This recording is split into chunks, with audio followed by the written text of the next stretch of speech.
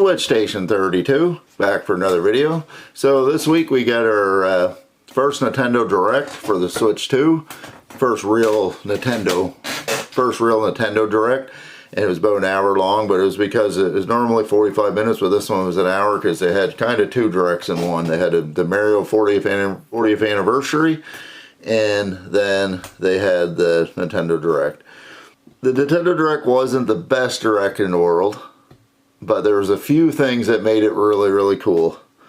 First of all, the new Super Mario Galaxy movie coming out looks really cool.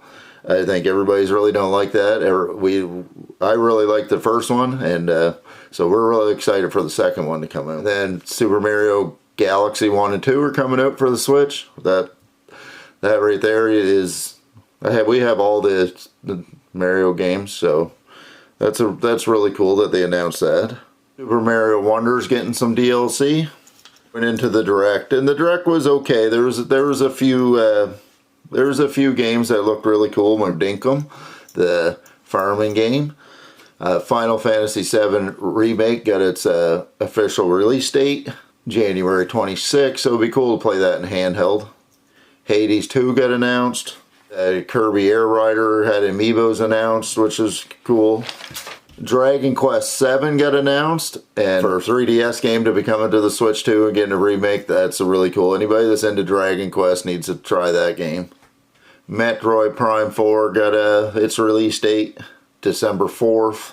Donkey Kong Bonanza got DLC announced for it. Pokemon Poketopia got announced. That game looks really cool. That's kind of like a farm simulator, but game for Pokemon. Pokemon AZ Legends got a DLC announced for it. I think the DLC looked really cool with the lightning and everything. And then Resident Evil 9, they showed it on the Switch. Now, if you look at the PS4 Pro version, you look at the Switch version, there's a huge difference. But this is going to be in handheld, and it is cool that Nintendo is going to start getting Resident Evil games, especially brand new ones. And then they ended it with Fire Emblem.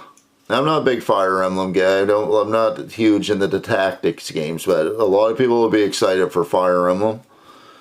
But the thing that got announced that surprised everybody was Virtual Boy. And the Virtual Boy got announced, and it's going to be for Nintendo Online. And if you have an online membership, you can order the Virtual Boy for the Nintendo and put your Nintendo Switch 2 or regular Nintendo in it, and you can play Virtual Boy games, so it's really cool.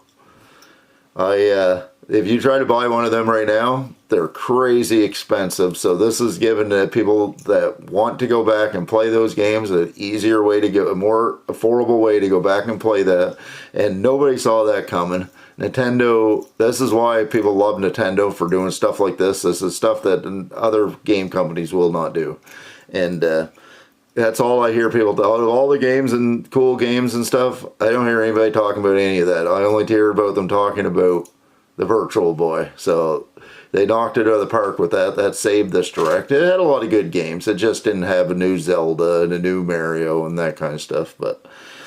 And no Animal Crossing. But the Virtual Boy saved the Direct because everybody's talking about it and everybody's really pumped for it. So that'll be Switch Station 32, back for another video.